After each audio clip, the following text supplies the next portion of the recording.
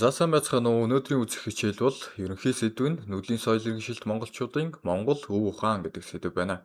За энэхүү сэдвийн хүрээнд нэгдүгээрт нүүдлийн соёл иргэншил гэж юу вэ? За хоёрдугаарт Монгол өв ухаан гэж юу вэ гэдгийг тайлбарлах болно. За энэ ч бидний ялгаатай ойлгодог зүйлс байдаг. Энэ бүгдийг ялган салган тайлбарлах болно. За гуравдугаарт ухамсарын дэвшилтээс нь 4 цаг үе гэж байдаг монголчууд бидний. За энэ ухамсарын дэвшилтээс нь 4 цаг үеийн нэлээд өргөн агуулгатай сэдв учраас хэд хэдэн хэсэг болгож тайлбарлана. За үүний дараачаар дүгнэлт хийгээд энэхүү хичээл маань дуусна. За тэгэхээр нэгдүгээрт нүүдлийн соёл иргэншил гэж юу вэ? Нэгдүгээр сэдв рүүгээ орцгоё. За тэгэхээр тодорхойлолт хамгийн түрүүнд явна. Нүүдлийн соёл иргэншилийн. За та бүхэн бичлэгээ зогсоож байгаад тодорхойлолтыг гүйлгээд уншаад үзээрэй.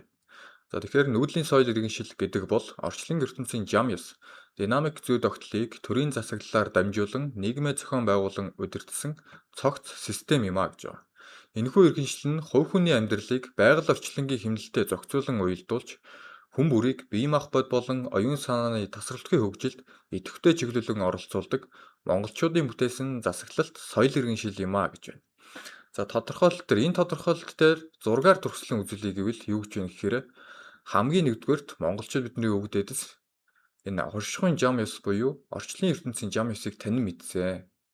За энэ ойлголт хамгийн дээр нь явна. За үүний дараа таньж мэдсэн зүйл нь улс орноо удирдах байгаа хамгийн оюун санаа нь өндөр түвшинд хүрсэн хүмүүс буюу төрөө удирдах байгаа хүмүүс. За энэ төрийнхэн дээр Чингис хаан удирдан зохион байгуулалт хийж байгаа. За тэгэхээр төр гэдэг институтээрээ энэ оршихуйн зам ёсыг дамжуулаад ард иргэдээ зохион байгуулж байгаа. За тэгэхээр монголчууд нийтээрээ нэг хэмэнд амьдрын нийхэм гэж ярьдаг байсан. Нийгэм гэдгийг хэм гэж юу ярьж байгаа гэхээр энэ бүхэн нэг байгаль оршихуй ард иргэд за төр засаг гэдэг зүйлс нь холбогдоод нэг хэмэнд амьдраад ирэнгүүт нийхэм гэж яригадад ирж байгаа гэсэн үг. За тэгэхээр нүүдлийн соёл иргэншил гэдэг бол насар том оюун санааны том соёл иргэншил байдаг байна. За тэгэхээр хоёрдугаарт бидний ялгаатай ойлгодог зүйлс юу вэ гэхээр малаа туугаад, таван шуу малаа туугаад нүүдэлдэг ард түмэн учраас бид нар нүүдлийн соёл иргэншилтэй ард түмэн гэж бид бүхэн ойлгоод байдаг. За тэгэхээр яг үндсэн нүүдлийн соёл иргэншил гэдэг маань асар том цар хүрээний өргөн ойлголт байгаа. За малаа тун байр сэлгэх нүүдлэх гэдэг бол аж ахуйн нэг жижиг үйлдэл гэсэн үг. За тэгэхээр монголчууд эртээр үеэс эхлэн энэ малаа тун нүүдлэх процессыг байр сэлгэх буюу сэлгээ хийх гэж нэрлэдэг байсан. Харин нүүдлийн соёл иргэншил гэдэг бол асар том оюун санааны өргөн цар хүрээний ойлголт байгаа. Нийтэд нь соёл иргэншлээ нэрлэж байна гэсэн үг. За тэгэхээр хоёрдугаар сэдв болох Монгол өв ухаан гэж юу гэдэг сэдв рүүгээ орцгоё. За тодорхойлолт хамгийн түрүүнд явна. За бичлэгээ зогсоож байгаад энэ тодорхойлолтыг гүйлгээд уншаад үзээрэй.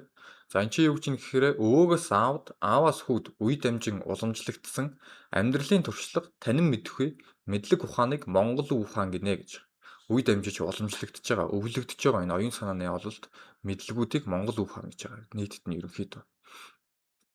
За тэгэхээр энэ зүй тогтол нь хэдэн мянган жилийн турш тасралтгүй үргэлжилж амьдралаар шалгарсан жинхэнэ мэдлэгдээр үндэслэн хөгжсөөр үндэсний гүн ухаан, онол номлол, төрт ёс, засаглалын ухаалаг арга технологи болон цэгцэрсэн нь жинхэнэ Монгол өв ухаан юм а гэж байна. За тэгэхээр нүүдлийн соёл иргэншил байгуулагдаад тэр дотор байгаа амьдарч байгаа ард түмэн үе дамжин өөрсдийнхөө мэдлэг туршлагуудыг өвлүүлсээр яваад ямар нэгэн зорилгот хүрэхийн төлөө яваад за тэгэхээр хамгийн эцэст нь их Монгол улс байгуулагдсан байгаа. Монгол өв ухаан нүүдлийн соёл иргэншил хөгжиж явсаар байгаад хамгийн эцэст нь их Монгол улс байгуулагдсан. За тэгэхээр эртээр цагаас эхлэн их Монгол улс байгуулагдах хүртэл бүх мэдлэг туршлага энэ онол номлол энэ үндэсний гүн ухааныг агуулж байгаа. Монгол үндэсний ондоочлыг агуулж байгаа зүйл бол Монгол өв ухаан гэж байгаа. За тэгэхээр өнөөдөр Монгол өв ухаан гэдэг үгэл өв дамжиж уламжлагдж байгаад за энэ нийгмийн хэмжээнд хүрээд төрч ёс засаглалын арга технологи болоод цэгцэрсэн энэ гол цөм тарих нь Монгол өв ухаан гэсэн үг. За тэгэхээр альва нэгэн эд материал өвлөгддөг. Тэгэхдээ хизээ нэгэн цагт устж үгүй болдог. Харин оюун ухаан мэдлэг туршлага бол мөнхөд үргэлжилдэг зүйл байгаа. За тийм учраас энэ Монгол өв ухаан гэдэг бол монголчууд бидний хамгийн үн цэнтэй үнэт зүйл юм а гэж байгаа. За тэгэхээр өв ухаан гэж ярингууд хүмүүс юу гэж андуураад байдаг вэ гэхээр өв соёл гэж андуураад байдаг. Тэгэхээр өв соёл гэж юу вэ гэхээр энэ өв соёл маань өв ухаанаас бүтдэг үндсэн гол ард түмний мэдлэг туршлага дээрээс үндэслээд өв соёл болгож байгаа. За тэгэхээр өнөөдөр бид бүхэн өв соёлоо хадгалан хамгаална гэд маш их хөдөлгөөн соёлын арга хэмжээнүүд хийдэг. Тэгэхээр энэ модны жишээгээр аваад үзэх юм бол энэ өв соёл маань энэ модны навч, өв ухаан маань модны үндэс байгаа. За тэгэхээр өнөөдөр бид өв соёлоо хадгалж хамгаална гэд энэ модыг зөвхөн гаднаас нь л арчиж тордоод байна гэсэн үг. За харин тэгтэл мод маань дотроосоо ялцарч идэг. За тэгэхээр энэ үйлдэлийг зогсоохын тулд энэ өв соёлоо хөгжүүлж хадгалж хамгаалан авч үлдэхин тулд бид бүхэн энэ өв ухаан гэдэг зүйлстэй суралцаж мэдэх ёстой. За мэдснээр энэ өв соёл гэдэг зүйлсээ хадгалж хамгаалаад зогсохгүйгээр илүү хөгжүүлэн дэлгэрүүлэх цаашдаа өвгдөөсөөсөө илүүгээр хөгжүүлээд аваад явах боломжтой байгаа. Зөвхөн өв ухаанаа мэдсэний дараа энэ зүйл боломжтой болно гэж байна.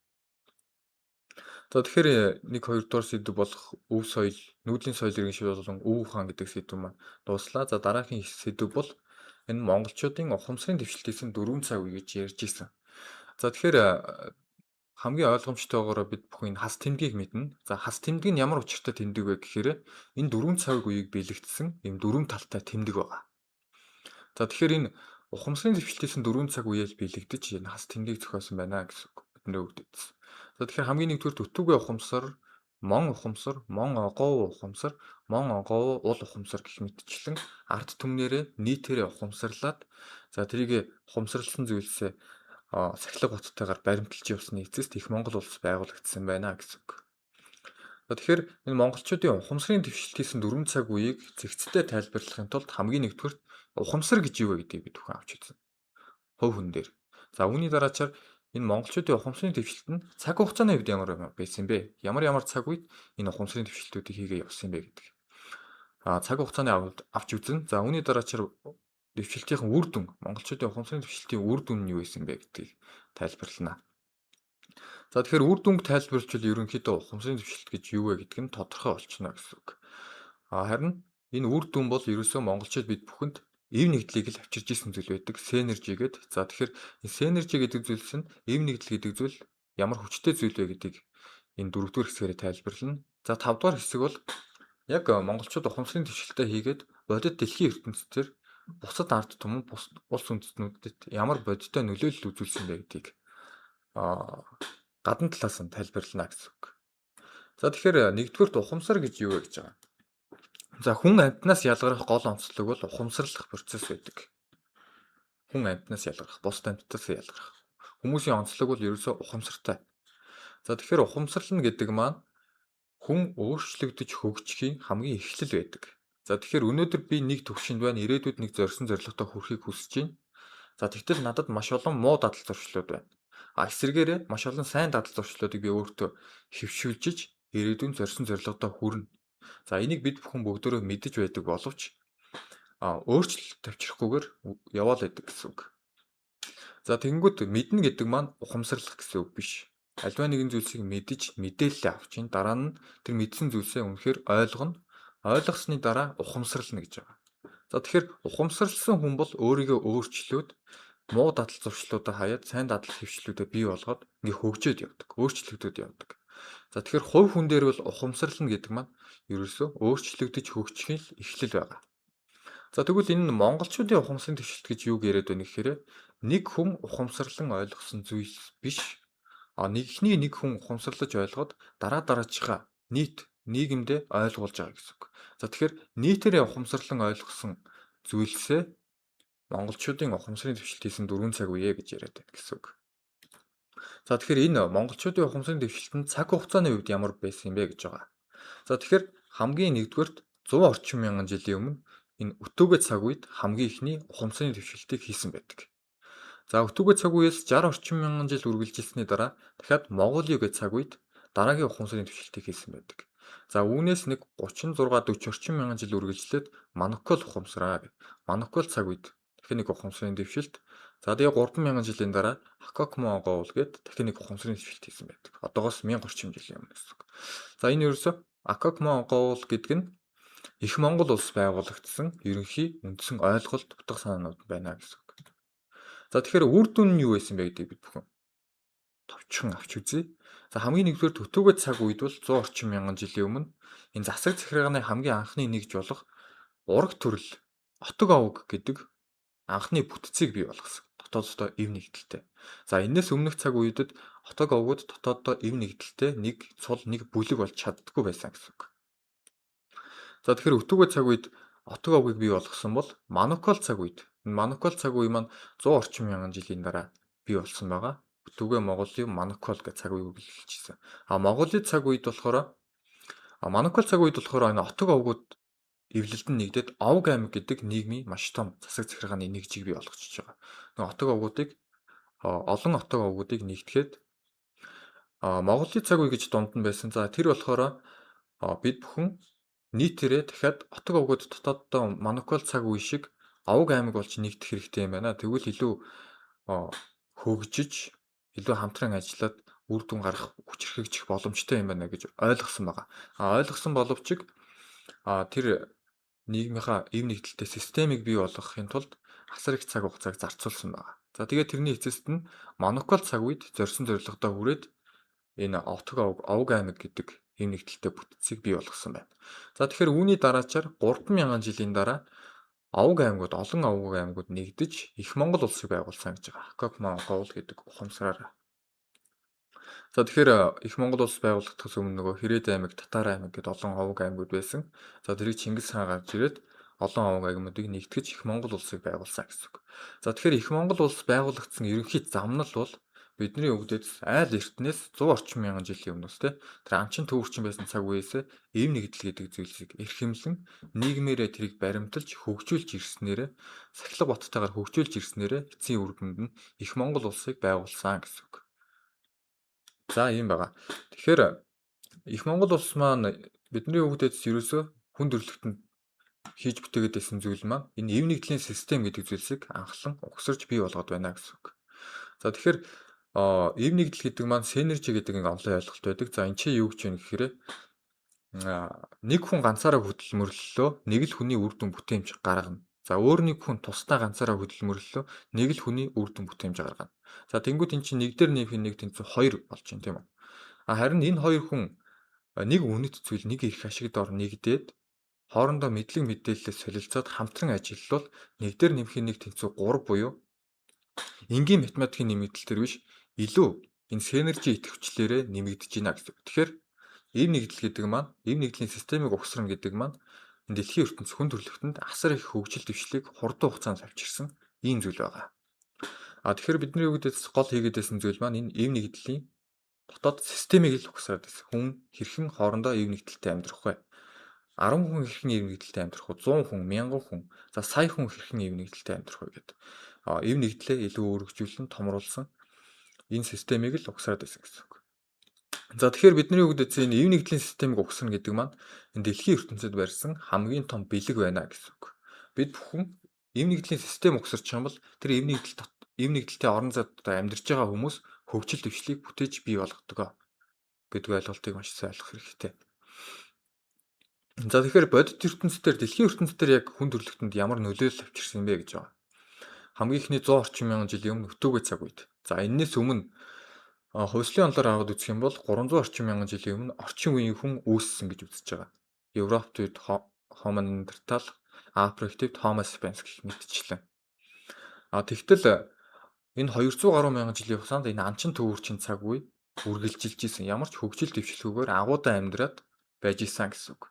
За тэгэнгүүт анхны эв нэгдэлтэй засаг захиргааны нэгж болох Отог ов гэдэг бүтцийг бий болгонгод энэ өтөөгөө цаг үед 60 орчим мянган жил үргэлжилсэний дараа ясан зэвсгүүд, хадны сүг зураг сэлбэр, за тэгээд хонь малыг гаршуулж эхлэх, адууг гаршуулж эхлэх гэх мэтчлэн хөгжөөд технологи бүтээгээд эхэлсэн хамгийн ихний. Тэгэхээр энэ нөгөө нэг эв нэгдэл гэдэг маань синержигээр үржигдээд дотооддоо эв нэгдлийг бий болгочих юм бол хоорондоо холбоо харилцаа нэмэгдээд за тэгээд хөгжөөд ирж байна гэсэн үг. За тэгээ үүний дараачаар Овг аймаг гэдэг бүтэц 100 орчим мянган жил үргэлжилсэний дараа Овг аймаг гэдэг бүтэц бий болоход аль хэзээ төр засаг, бичиг үсэг, худалдаа солилцоо, хууль төрийн тогтолцоо гэх мэтчлэн маш олон зүйл хөгжөөд ирсэн. За тэгээ үүнээс хойш их Монгол улс байгуулагдсанаас хойш 800 орчим жилийн дараа технологийн хөгжил маш өндөр түвшинд хүрсэн. Тэгэхээр нөгөө 200 мянган жилийн турш хөгжил дэвшлэхгүй байсан бол бидний өвдөд энэ эв нэгдлийн системийг байгуулад ирэнгүүт хөгжил дэвшил гэдэг маань автоматар хүмүүс өөрснөө авчирдаг ийм зүйл байгаа. За тэгэхээр өнөөдрийн хичээлийг ерөнхийд нь дүгнээд хэлэхэд бол хамгийн нэгдүгээрт нүүдлийн соёл иргэншил гэдэг маань асар том оюун санааны энэ соёл иргэншил юм байна гэдгийг бид бүхэн ойлголоо. За үүний дараачаар Монгол Уг ухаан гэдэг бол энэ нүүдлийн соёл иргэншил гэдэг маань оршин тогтнох хугацаанд бүх мэдлэг мэдээлэл ойлголтуудыг цуглуулж байгаа энэ оюун санааны үнэт зүйл байх нэ. Монгол Уг ухаан гэдэг маань. За тэгэхээр нүүдлийн соёл иргэншил Монгол Уг ухаан гэдэг зүйл маань хөгжиж байх хугацаанд ерөөсөө бидний өвгдөөс эв нэгдлийг л байгуулад энэ нүүдлийн соёл иргэншил Монгол Уг ухаан гэдэг ойлголтуудаа эв нэгдлийнхаа хүчээр л нэмээд сайжруулад хөгжүүлээд яваад байсан гэсэн үг. За тэгэхээр эв нэгдлийн синержигээр үржигдээд бодит амьдрал дээр асар их дэлхийн ертөнцөөр үр нөлөө бүтээмж авчирсан байна гэж байна. За тэгэхээр ерөөсөө энэ эв нэгдлийн системийг угсарж исэн, манлайлж исэн хүмүүс бол бидний өвгдөдөс монголчууд бид байгаа. Энэ эв нэгдлийн систем дотор өнөөдөр хүмүүс бид хэрхэн эв нэгдэлтэй амьдрах вэ гэдэг маш олон ойлголтууд байгаа. Уг ухаан гэдэг дотор.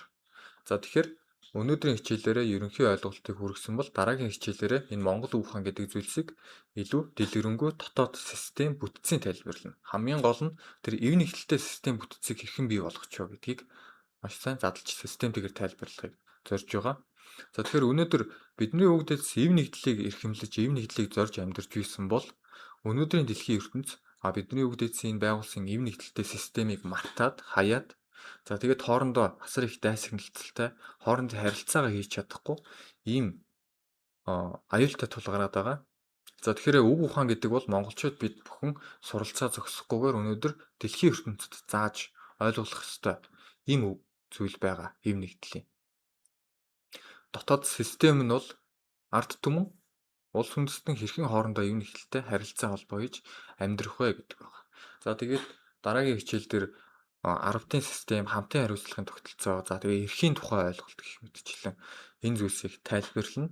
За тэгээ үүний дараачаар илүү нарийн деталь хэсэг болгон дотоод хүн хоорондын харилцаа, за тэгээ нийгмийн дотоод бүтэц, за тэгээ философийн ойлголтууд гэх мэтчлэн монголчуудын энэ оюун санааны үнэт зүйлсүүдийн тухай задлаад дэлгэрэнгүй тайлбарлах болно дараагийн хичээлээр. За тэгээ анхаарал тавьсан явдал баярлалаа. Дараагийнхаа хичээлээр уулзцгаая.